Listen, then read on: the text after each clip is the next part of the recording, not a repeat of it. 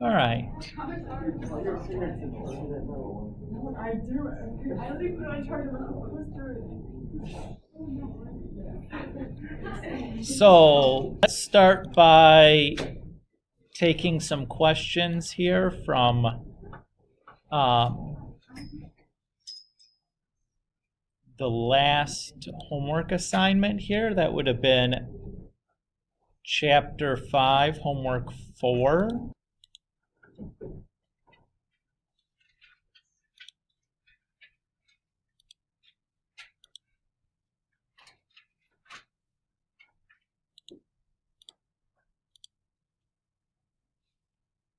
Number 5.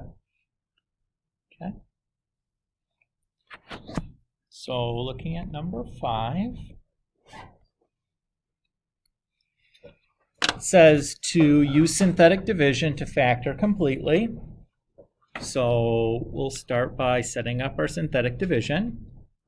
So remember, the first thing we do is we take whatever that factor is, set it equal to 0, and solve to get the number that goes on the outside. And then the numbers that go on the inside are going to be the coefficients from the polynomial we're trying to factor. So 1, 7, 14, and then 8. So that's my setup. So I'll bring the first number down, and then I take the number on the outside, multiply it to the number underneath, write it in the next spot, and then add down. And I'm just going to keep repeating that process until everything is filled up. So negative 2 times 5 is negative 10.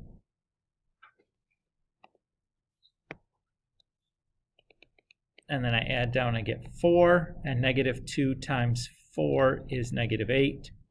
I add down and I get 0, which is what I'm supposed to get.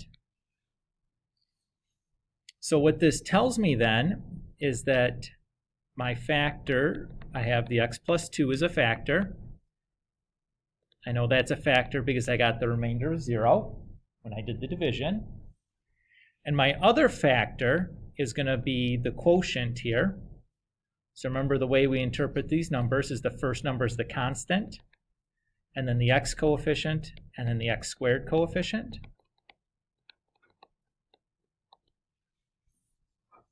So that's my first level of factoring, and I get all of that for free, basically, with doing the synthetic division. Now I just need those pieces to see if I can factor either of those pieces anymore. And basically at this point I'm back onto the factoring tree. So obviously x plus 2 we can't factor anymore because it's linear. But x squared plus 5x plus 4 is something that maybe we can factor more, right? That has 3 terms. It's not only is it in the quadratic form, it's absolutely quadratic. Its leading coefficient is 1, so we could do the shortcut. So all we really need are the 2 numbers that multiply to give us 4 and add to give us 5. That would be 1 and 4. So I can factor that piece down. I'm sorry, so where do you get the x plus 2? Because you just took what the factored by? So it told us that's already a factor, right? Yeah. And because we get a remainder of 0, I know that's one of the factors. When I do that, So it didn't remain 0. Yes, if I didn't get a remainder 0, then that wouldn't be a factor. But when I'm telling you it's a factor, like, you know it's going to work. If it doesn't work, that likely means you've made a mistake in setting up the synthetic division or performing the synthetic division. And that would be our final answer then.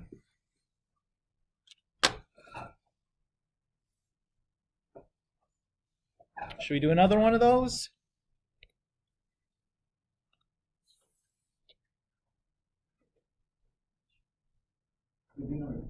Yeah, of course. Oh, number 2. This one up here? Yeah. Okay. So these are ones that we can use just our factoring tree on. So again, first thing we look for is a greatest common factor. None of those. Number of terms, well, that's got 3 terms. So then in the 3 term, we check if it's in the quadratic form. It is, because I have x to the 8th, x to the 4th, and then a constant. Right? Yeah. Okay. And its leading coefficient is 1. So we should be able to use the shortcut. So we just need to find 2 things that multiply to give us -4 and add to give us +3. So how about +4 and -1? So that's going to give us x to the 4th plus 4, and then x to the 4th minus 1. And we're getting x to the 4th because that smaller exponent variable was an x to the 4th when we did the shortcut factor. So far, so good? Yeah. Now we should check each of these to see if we can factor those. So x to the 4th plus 4, we'd have to go down the 2-term branch. But we know that's not a difference of 2 squares because it's an addition symbol between them. And it's not a sum or difference of 2 cubes because the exponent's not divisible by 3, so that one is done. That's as good as we can do for that factor. We go over to the other one, and that is a difference of 2 squares, right? Because x to the 4th I can write as x squared squared, and 1 I can write as 1 squared. So that piece becomes +1 x squared minus 1.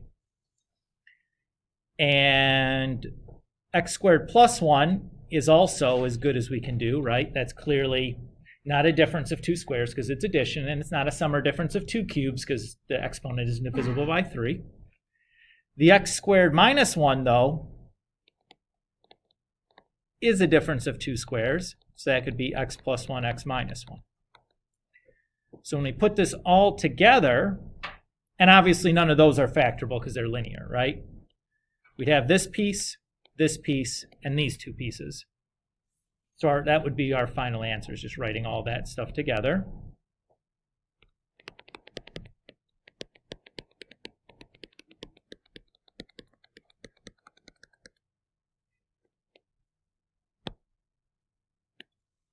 Does that feel okay, Stefan? Yeah. Okay. Sure. Of course.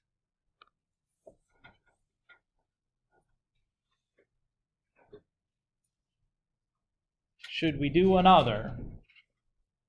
So everything we're going to be doing for the next few lessons is kind of going to be built off of these 2 ideas, using the factoring tree and using the synthetic division to do the factoring.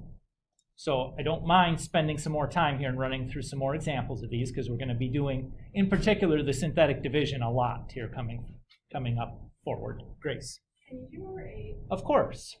Uh-huh.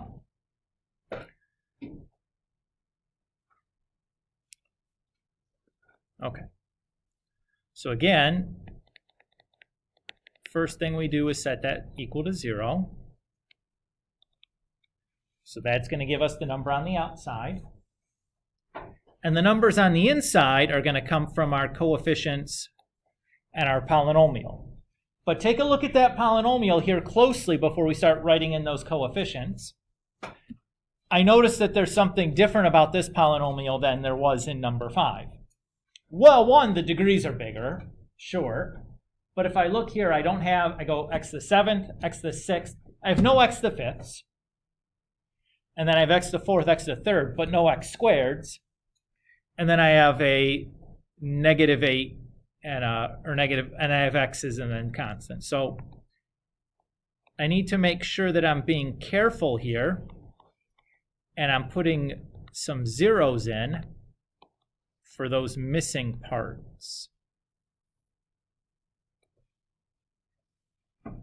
So I needed a 0 where the x to the 5ths would go, and I need another 0 where the x squareds would have gone. Grace, are you okay with that? Yeah. And likely, if you didn't get a remainder 0, that would have probably been the mistake, was on the setup as you forgot to include the 0, which is an easy thing to do.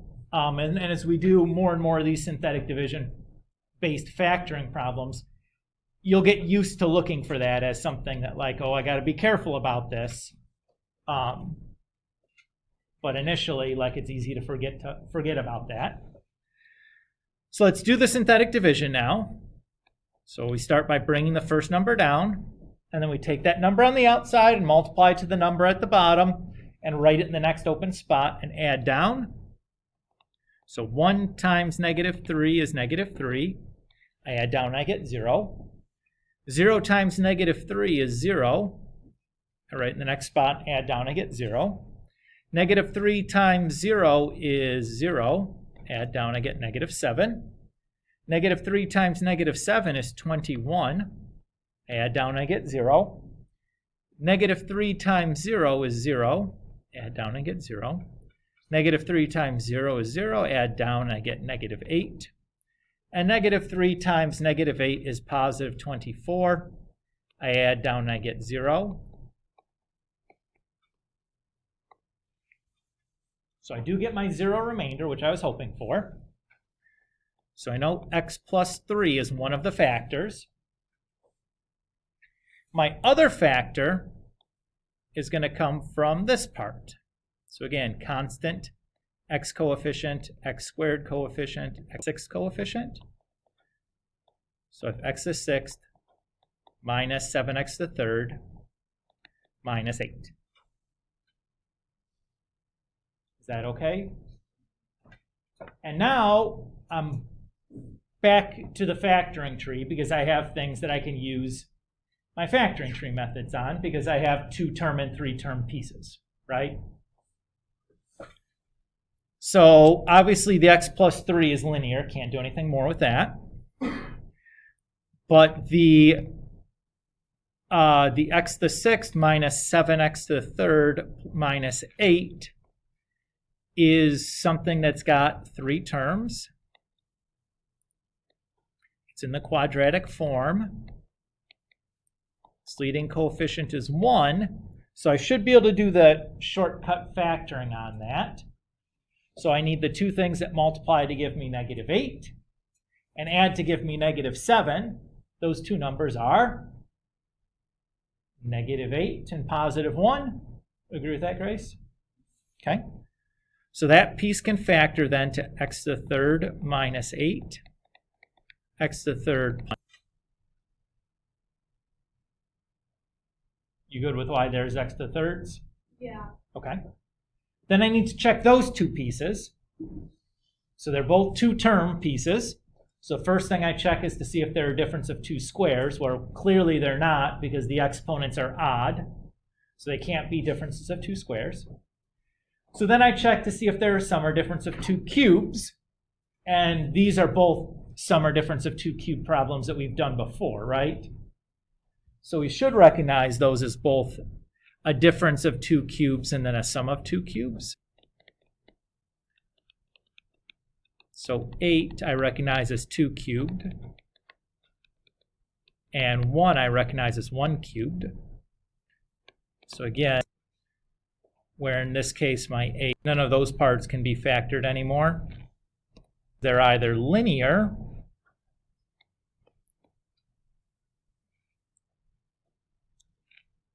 like those 2 pieces are,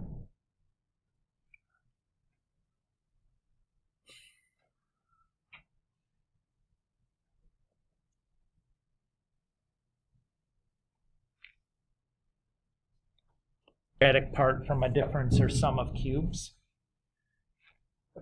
So those are all finished. So if I take plus 3 from the very beginning, squared plus 2x plus 4, and then my x plus 1, and my x squared minus x plus 1. And that would be my final answer.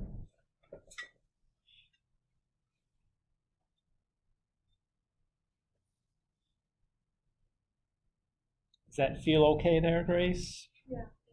You're welcome. Stefan? I got a question about the division. Sure. How do you know where to space the zeros at the top row? Yeah. So here, I don't have any x to the 5ths in my original problem. So that 0 has to come into 3 and the negative 7. and I don't have any x squared, 0 has to come in between the negative 21 and the negative 8. Is that okay? Looking at the original to see if you're missing any pieces. So if you skip a variable or skip an exponent, that's what's telling you you need to put a 0 there. Okay? That's not too bad, right? It's maybe hard to remember to do that, but actually doing it it's pretty easy to know where the zeros go, right? Do we feel a bit better about this assignment after doing some examples here?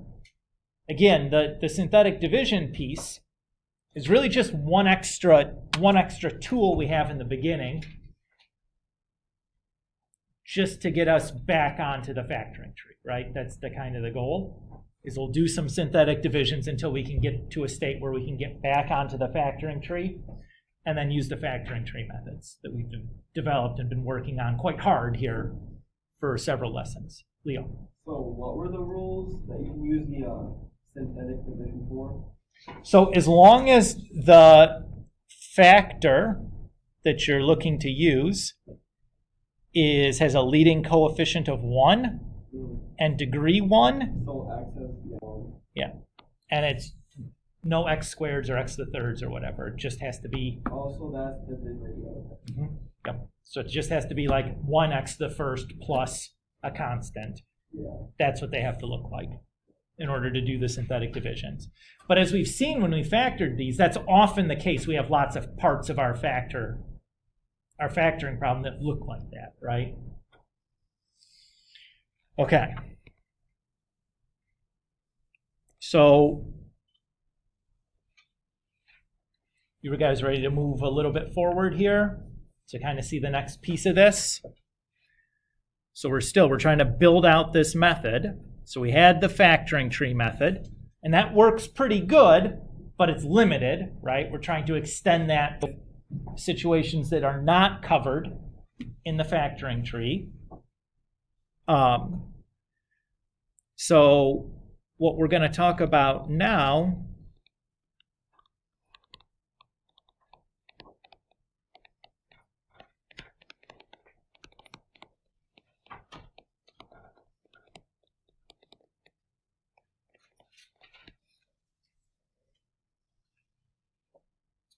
So the question becomes, what do we do if we're not given some factor to start with?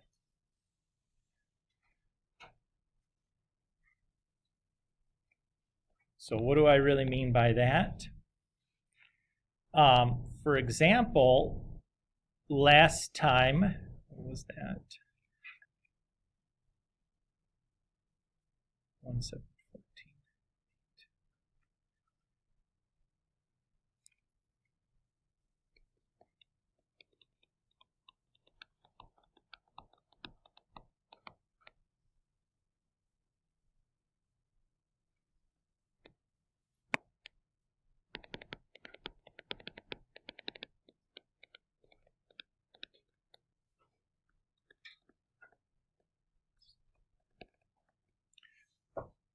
So for example, last time in the homework, we were asked to do like factor something like x cubed plus 7x squared plus 14x plus 8 if x plus 2 is a factor, right? What we're going to be talking about today is, what if we take away that piece of information? What should we do then?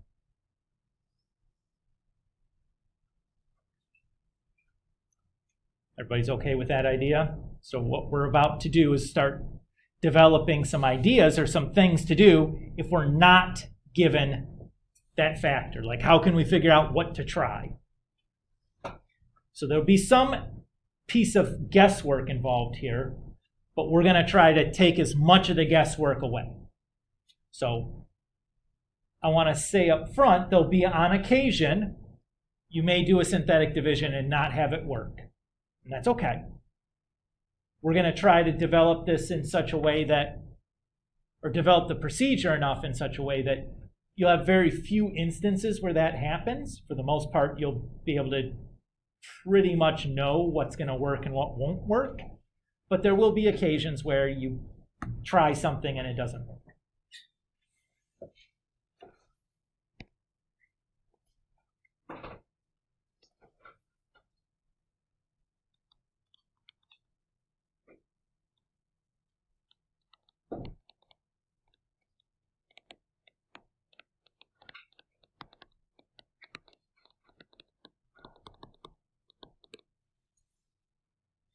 So the big question that we want to answer here today is, what factors could we use to start with? Everybody's okay with this idea? All right. So that's the big overarching question here for today that we're going to try to answer. I'm going to present several definitions and theorems that we'll use to kind of, in combination, to answer this question. Okay? And we'll do a handful today, and we'll do some more next time. As we encounter some more difficult situations, we'll need a new set of tools to kind of use. So this is what we're going to try to answer today. But before we do that, I want to talk about some vocab that's important to use. And then we'll do, let's see, like 3 or 4 theorems, and then we'll go and do some example problems after that. Okay? So there's 4 pieces of vocab that we want to talk about.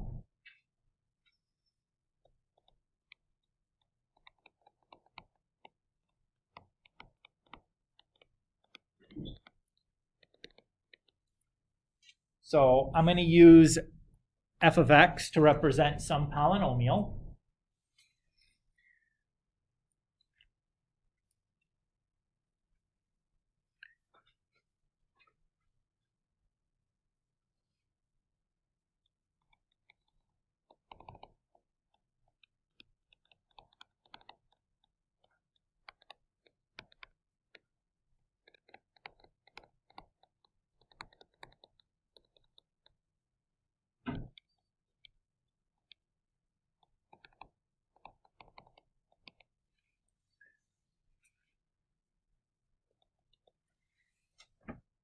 So the first one, we can say that we'll define what we mean by a solution.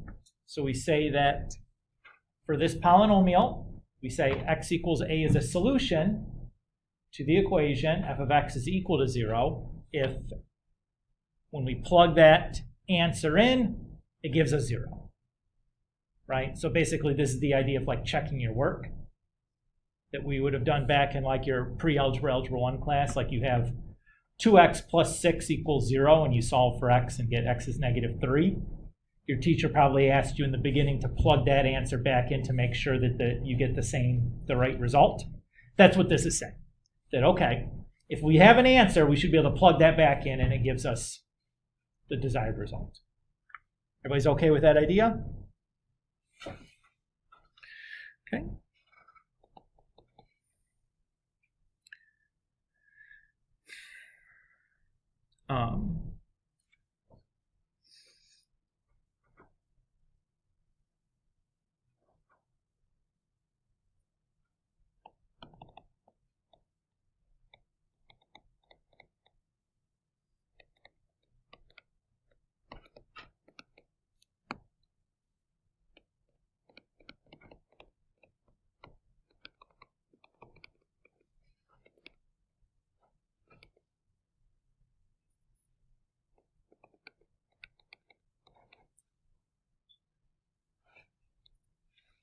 Okay.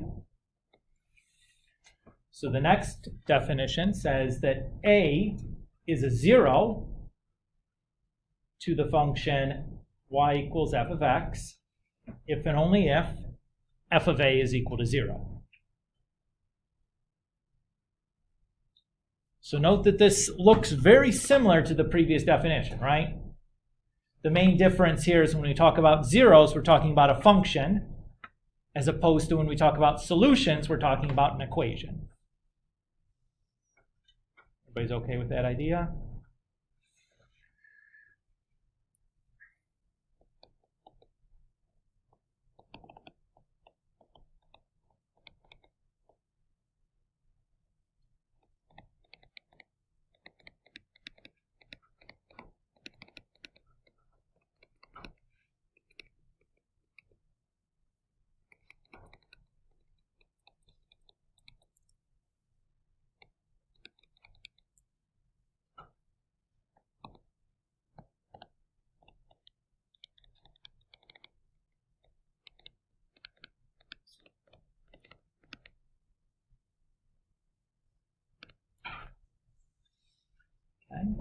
we say that a is a root of the polynomial f of x.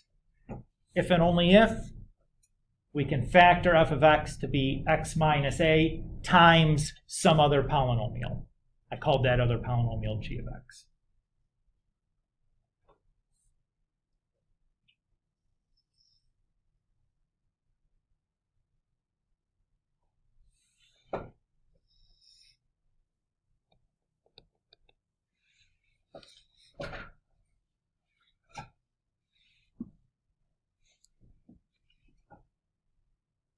Okay.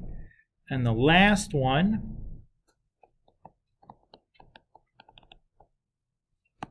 we should probably say. Yeah.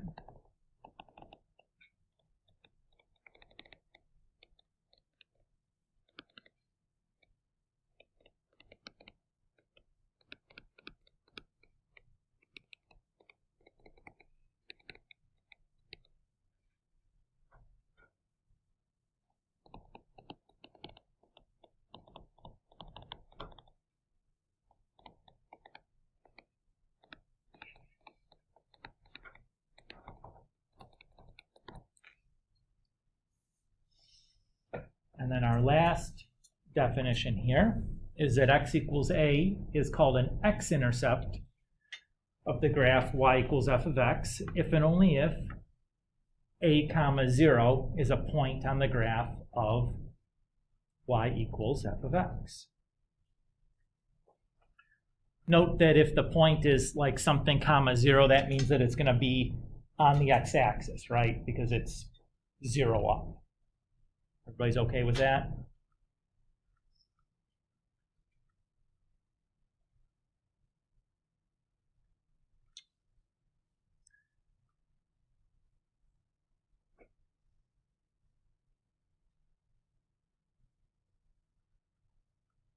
All right. So,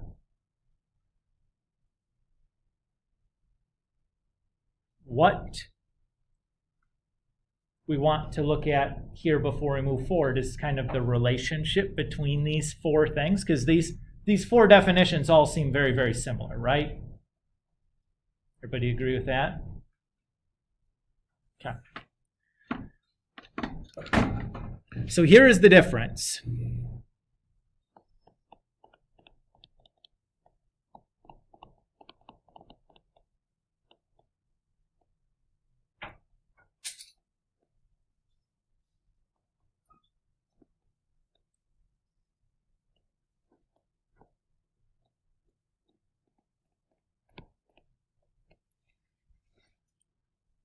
Is that usually when we talk about solutions to a polynomial equation or zeros for a polynomial function, we're talking about values that are over the complex number. So you can have imaginary results for those things. Is everybody okay with that idea?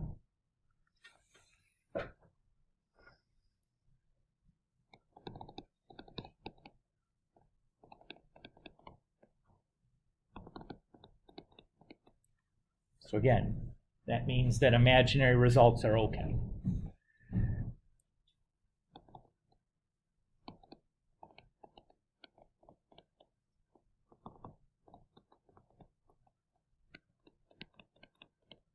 So if that's the case, then zeros and solutions are really telling you the same information. It's really telling you the same thing. It's asking a slightly different question, but if you know the zeros, those are automatically going to be all the solutions. And if you know the solutions, those are automatically going to be all the zeros.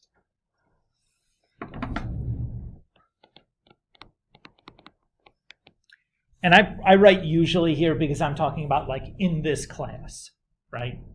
So when I say usually, that means kind of in this class.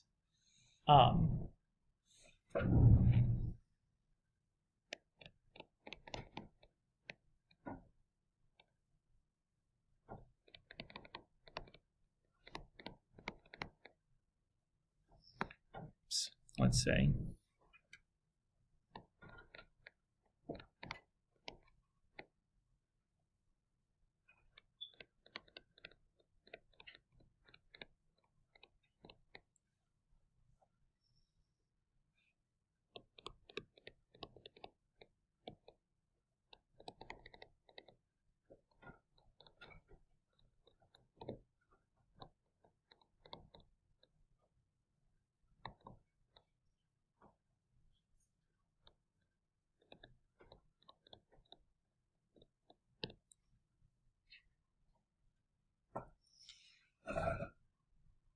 And then in this class we'll say that roots are going to be over the rational numbers.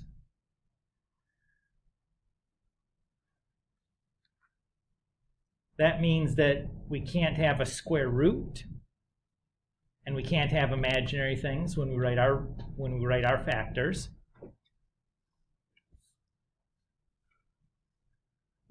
And then when we talk about x-intercepts are going to be over the real numbers. So like again, any decimal is okay.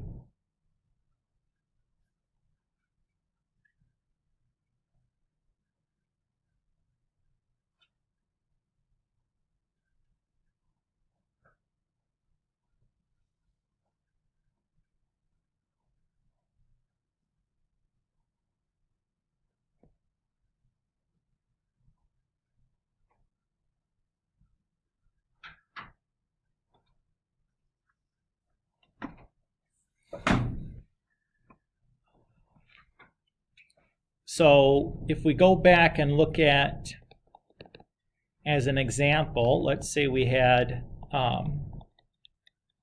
this polynomial that we factored in the previous homework.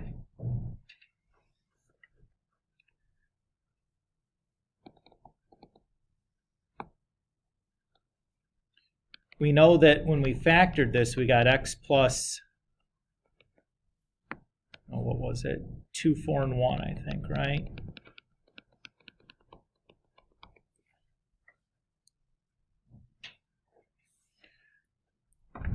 So we can say that x equals -2, x equals -4, and x equals -1 are solutions to, like our f of x. We can say that x equals -1, or -2, -4, and -1 are zeros to our function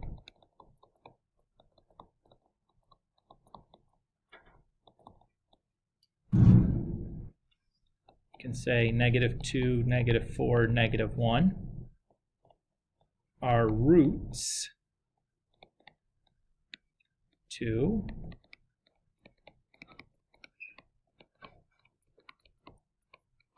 is x minus a -2, x minus -4, and x minus a -1 are all factors, because when we minus a negative, that's the same thing as adding, right? Everybody okay there?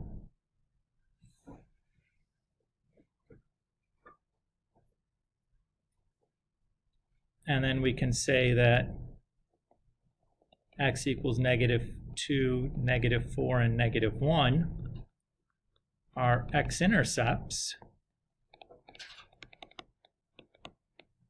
to y equals x cubed plus 7x squared plus 14x plus 8.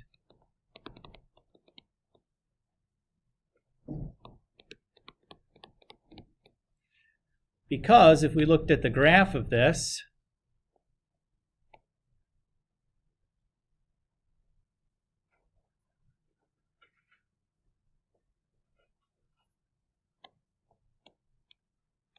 it would look something like this.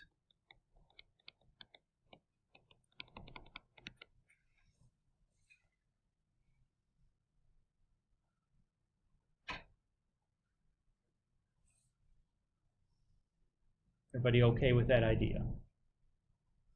To just look at the relationship. So what's going to be really useful for us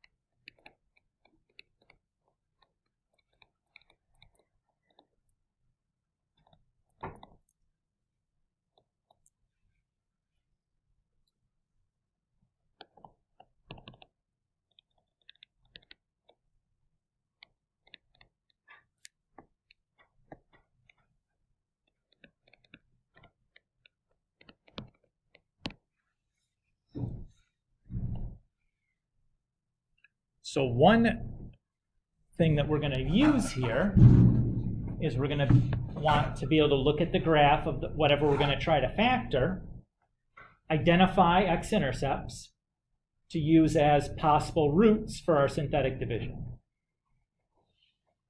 Okay with that?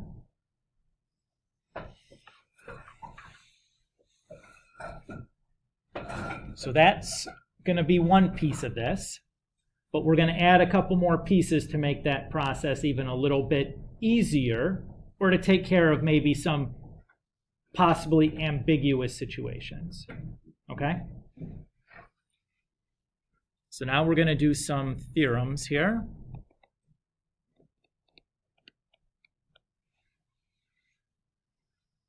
Okay.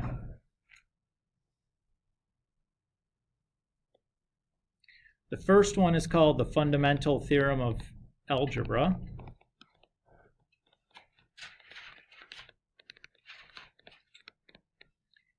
And with a title like that, you might have imagined that this is a pretty important idea. And it is. It's a really important idea. But it's a really simple statement.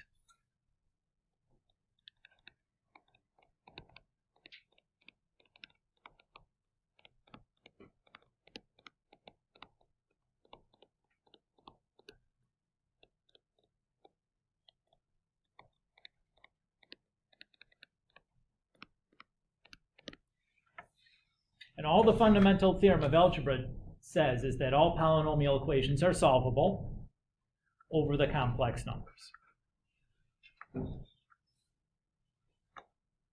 Now think about that for a moment. All that's saying is that every one of these questions is going to have an answer to it, right? As long as we're looking at, as long as we're deeming a complex numbers acceptable answers. This is a very difficult thing to prove, and maybe I would say the best minds of the, of the kind of the Renaissance age, the best mathematical minds of that time, took cracks at this and were really unsuccessful. Yes, of course. And the man that finally did this, or proved this, was Carl Gauss, and that would have been probably the middle 1700s is when that happened. But this was a major result in algebra, and was something that mathematicians had thought had been true for a long time, but had been unsuccessful at actually being able to prove it. Now, once calculus is invented shortly after, that makes the proof of this considerably easier. But without calculus, it was quite difficult. So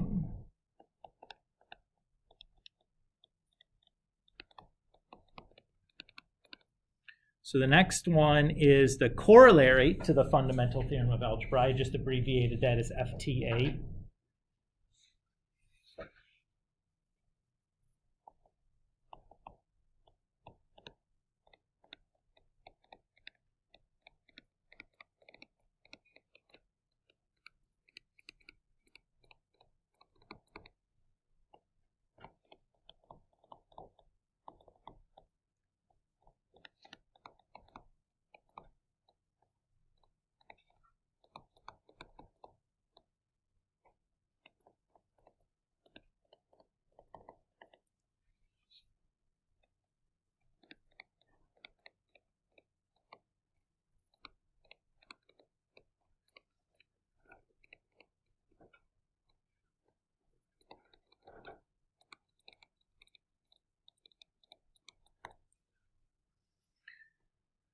And the corollary to the fundamental theorem of algebra is going to be the one that's going to be more useful to us, at least in terms of factoring and solving polynomials.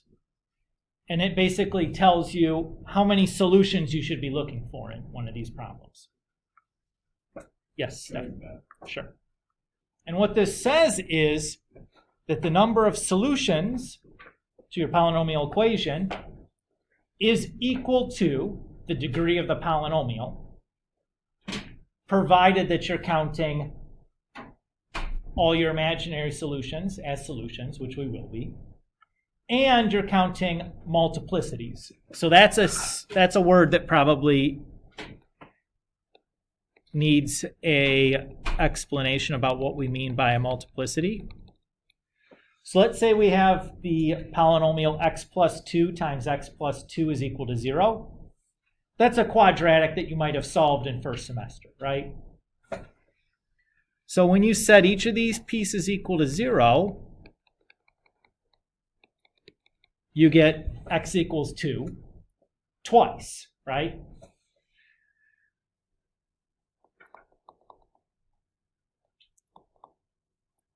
So we'd say that the solution,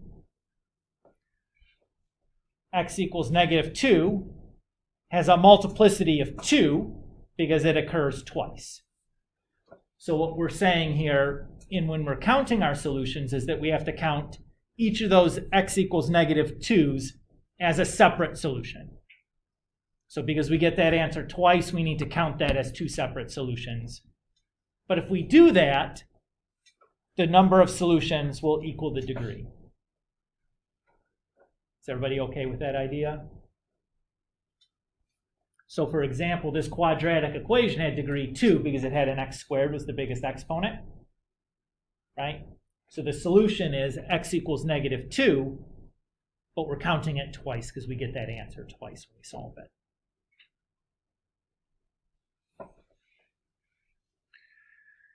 Okay. The next one is called the factor remainder theorem.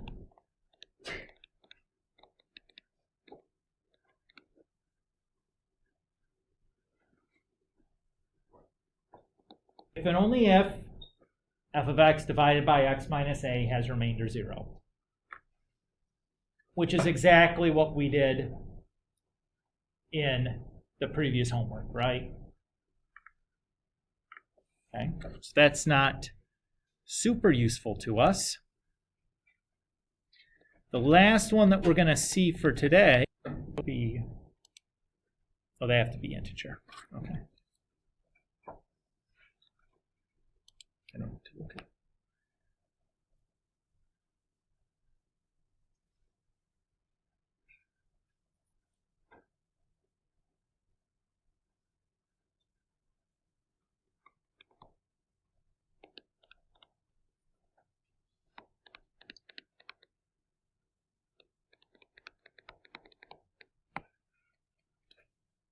Yeah, we'll look at it.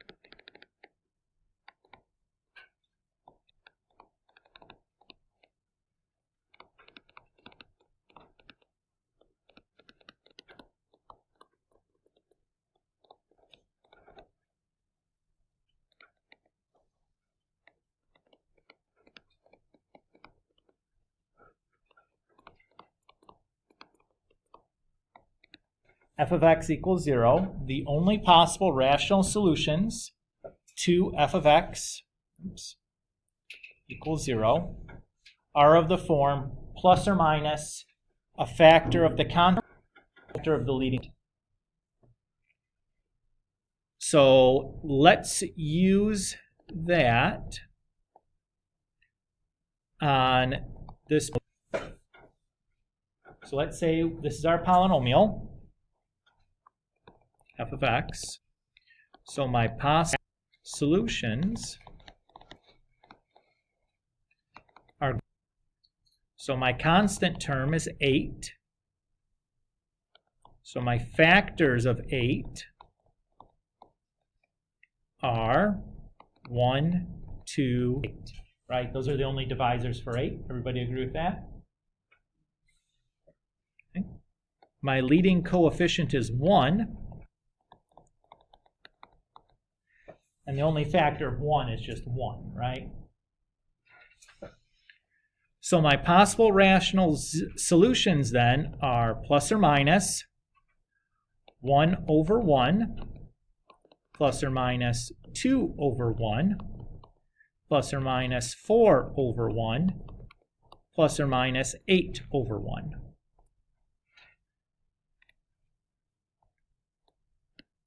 Where the denominators are going to be your factors of your leading coefficient. And our numerators are going to be these factors of the constant term.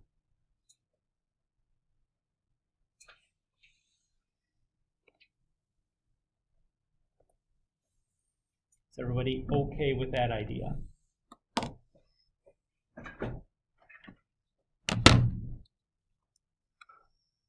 All right. Let's do some examples now and kind of put these couple of ideas together.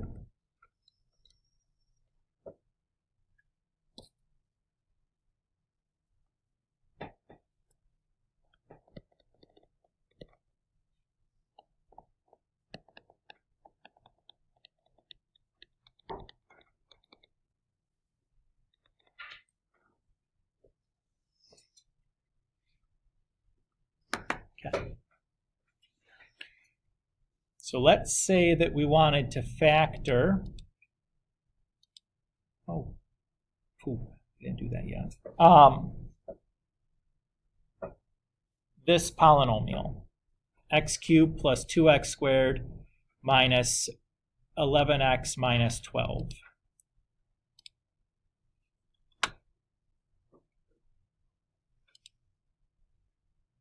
So the first thing that we're going to do is we're going to kind of take a look at what our solutions are and use those to come up with our roots. And then we're going to double check the graph to look at what the x-intercepts are likely going to be and use that kind of information as our starting point.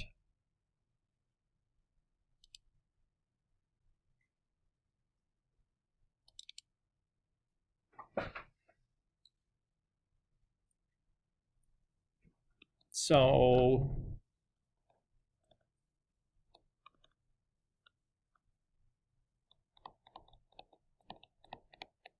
the fundamental theorem of algebra is going to tell us right away that what we're looking for is 3 solutions. How do I know 3? Because the degree of that polynomial is 3.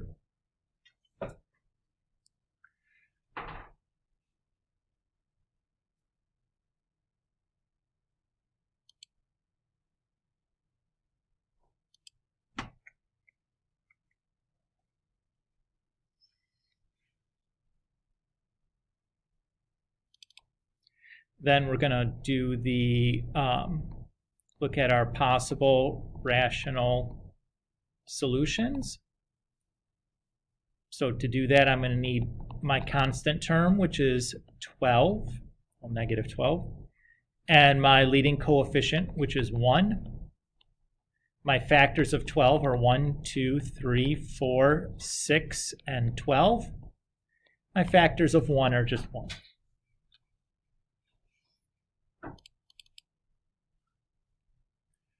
Everybody agree with this so far?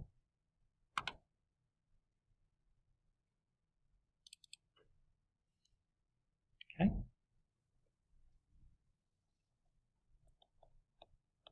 So my possible solutions are going to be plus or minus 1 over 1, plus or minus 2 over 1, plus or minus 3 over 1, plus or minus 4 over 1, plus or minus 6 over 1, and plus or minus 12 over 1.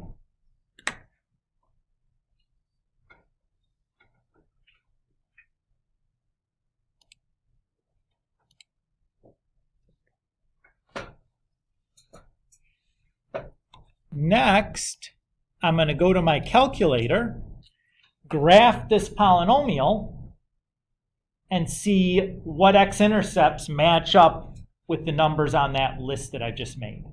Someone want to grab the lights? You probably can't see the calculator display on the projector with the lights on. Is that fair? Yeah. It's probably not very clear with the light on. That helps, I'm sure, right? Okay. So to graph something on your calculator, Again, if you want to follow along with me, you're welcome to take your calculator out now and follow along. If you just want to sit and watch, that's okay too. No big deal. It's fairly easy to get it to graph. Getting a decent window is sometimes a little bit more challenging, but we'll talk about the easiest way to get a decent window here in a moment. So if I want to graph something on my calculator, I press the y equals button. That's in the upper left-hand corner at the very top there. And when I do that, it opens up these y equals menus. I have some stuff in there already. I'm going to clear that stuff out of there. I'd invite you to go ahead and check to make sure that all your y equals slots are cleared out. If you haven't used your calculator in a while, it's probably good to go all the way down to the bottom to make sure that there's nothing written anywhere. And then I'm going to type in the polynomial exactly as it's written on my sheet of paper. So I'll do x to the third plus 2x squared minus 11x minus 12. And I'll just press enter.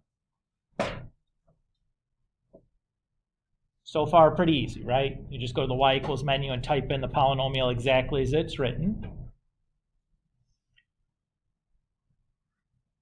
And now what I'm going to do is I'm going to pick a window to graph this over. Now, what part of this graph am I really interested in? All I care about are the x-intercepts, right? And specifically, the only x-intercepts I care about are the ones that are on this list of possible rational solutions. Everybody agree with that? So that's all I care about right now. I don't care about what the whole picture looks like. All I care about is where the graph is crossing over the range of these values. So if I look at the possible rational solutions, what's the smallest number on that list? Be careful because there's plus and minuses there. The smallest number is negative 12, right? Everybody agree with that? And the biggest number is positive 12. Everybody's okay with that? Okay. So I'm going to use those when I create my window. So I'm going to press the window button now, which is right next to the y equals button. What I'm going to be changing each time is the x min and x max. The x min I'm going to pick to be negative 12, the smallest number from my list. And the x max I'm going to pick to be positive 12, the biggest number from my list. The x scale set at 1, I'm never going to change. The y min and y max, typically I'm going to leave at like negative 1 and positive 1, or negative 2 and positive 2, or negative 3 and positive 3. Two matching numbers that are fairly close to 0. So I have negative 3 and positive 3. I think that'll be fine that I'm going to use. But really all you need is one number, the minimum or the y min to be negative and the y max to be positive so that you can see the x-axis. So I'm going to hit graph. Okay. So if I go and I look at my picture here, this so I can see it both at the same time. Let's make some notes of what we observe. So this one looks like negative 1, negative 2, negative 3, negative 4. And that one looks like negative 1. And that one looks like positive 3. Everybody agree with that? Looking at your graph, just counting the tick marks, that those appear to be the x-intercepts. Is that okay?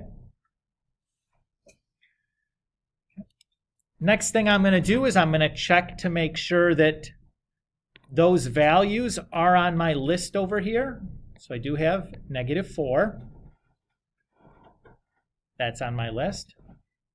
I do have negative 1. Oops. And I do have positive 3 that are all on my list.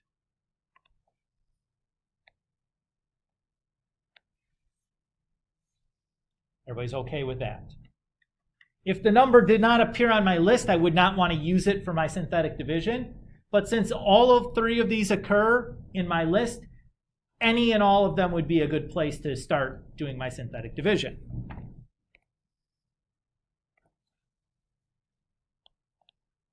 So I'm just going to pick one of these values. I'm going to pick -1 because it was makes the arithmetic the easiest, right? Because 1 times anything is just itself, so it's just going to make that part trivial. But any of those three would be a good choice. So far, so good? So we start a synthetic division, bringing the first number down. The outside times the bottom, right at the next empty spot, add down. And then we'll just keep repeating.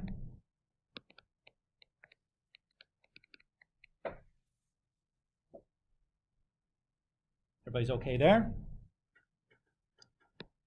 So what this tells me then is I have x plus 1 times constant x coefficient x squared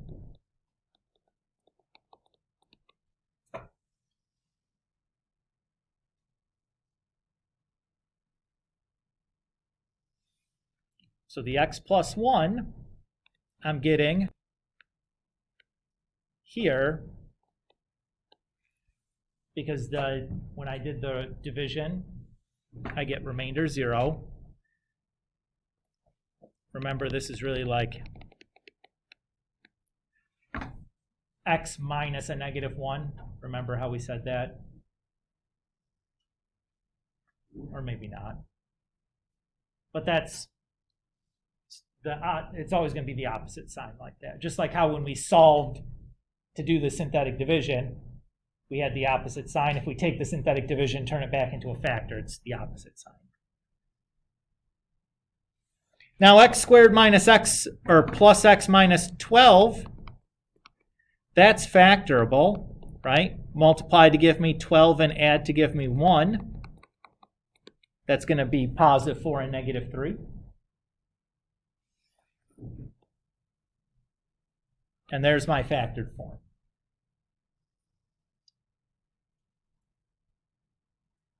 So this part up here was just to give you an idea of what to start with when to do our synthetic division. Let's do another example. Sound okay? We should be able to squeeze one more in here.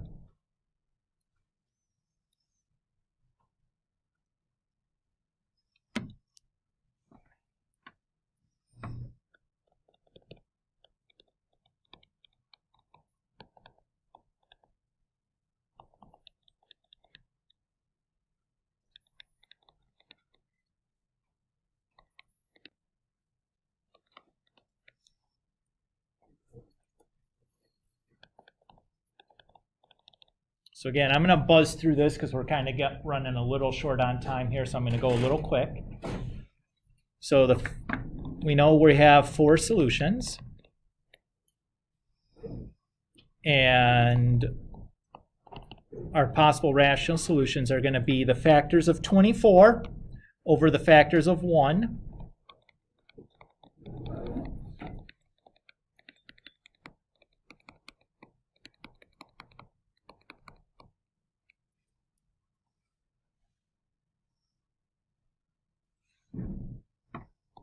And then we'll go to our graph and take a look at what we see.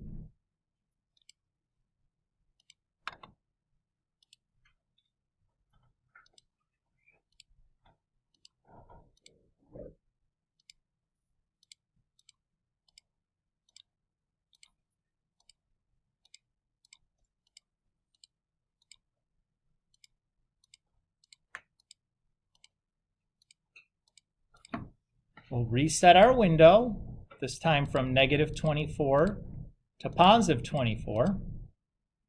And we'll look at our graph. Now, these tick marks are going on like it's kind of too spread out for me to be able to read this. So since I've seen that there's nothing out here and nothing out here that's of interest to me, I'm going to readjust This is like -10, so this probably, if I go from -5 to +5, I should be able to see everything I need to. So I'm going to just reset my window now that I've confirmed there's nothing out at the far ends of my range that I'm interested in. I'll just reset it somewhere so it's a little bit easier to read. So let's write down what we got here. So we have -4, -2, -1, and then +3. All of which are on my list, right? Way.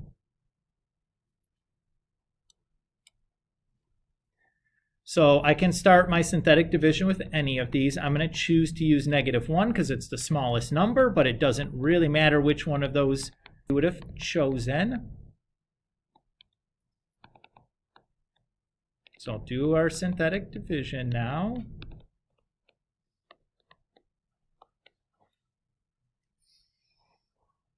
So got what we were looking for.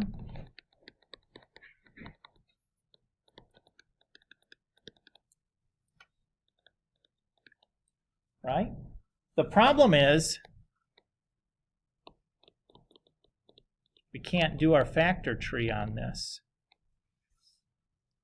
Right? That's 4 terms. We could try to factor by grouping, but I'm going to tell you right now I can look at that and tell that the grouping's not going to work on it. So what should we do?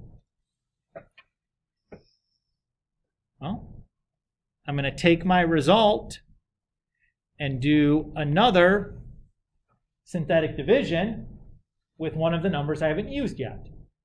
So I used -1 already, so maybe I'll try -2 this time. And try the synthetic division again on the quotient of, oh my goodness, what I just did. So that works.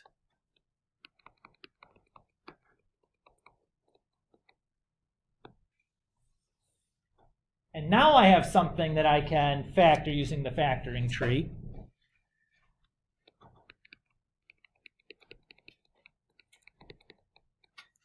So it multiplies to give me +12, 1 is +4, -3. So there is my final result. I'm going to post an assignment here later on this afternoon for this topic. I didn't have a chance to write this assignment yet, but it'll be like 5 or 6 questions kind of this type. Okay? And we'll see you guys again on Friday, right? Today's Wednesday. All right. Thank you, everyone. Those of you